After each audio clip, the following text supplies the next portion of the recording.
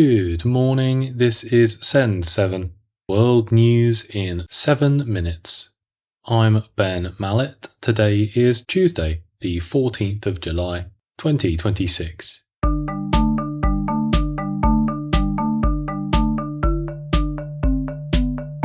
Starting in Asia and Oceania. In Thailand, an explosive fire at a pub in Bangkok has killed 27 people. More than 70 people were also injured in the accident. Prime Minister Anutin Chanvirakul has questioned whether the Rong Beer Na Lat Phro pub had a fire exit. The police are exploring negligence as a leading cause behind the fire. Chanvirakul visited the scene of the fire and said there was blasting, according to the survivors. There was a fire at the cut-out switch. After that, things happened very quickly. There was blasting, and everybody tried to free themselves from the smoke and the flame. So many of them were not able to make their way out. New Zealand-born actor Sam Neill has died at the age of 78. Neill is famous for acting in over 50 films, including having a leading role in the 1993 film Jurassic Park. Neill had recovered from blood cancer earlier this year, and his family say that he was cancer-free when he died. Africa.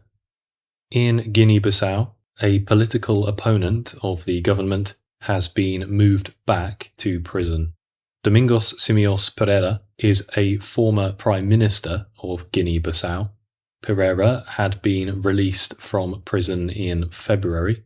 Pereira has been accused of economic crimes and unconstitutional acts by the military junta which took control of the country last year.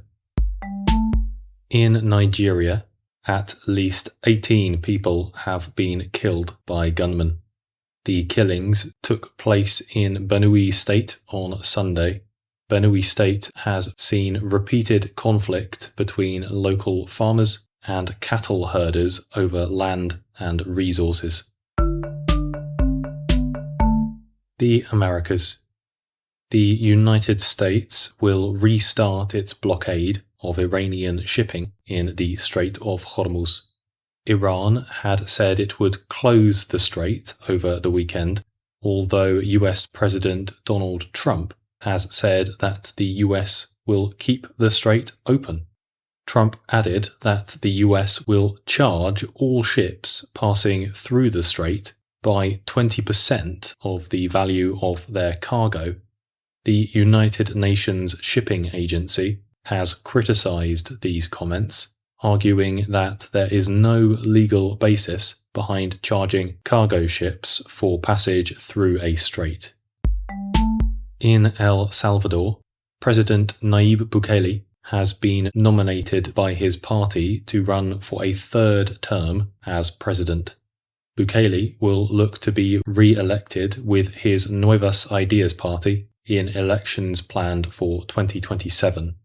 Lawmakers changed the constitution in 2025 so that there is now no limit to the number of terms someone can serve as president. Europe. In France, a wildfire has closed highways between the cities of Paris and Lyon. 800 people were evacuated from their homes as aircraft were used to dump water onto the wildfire. Interior Minister Laurent Nunez has called the wildfire suspicious and suggested it may have been started on purpose. The fire has mostly been contained.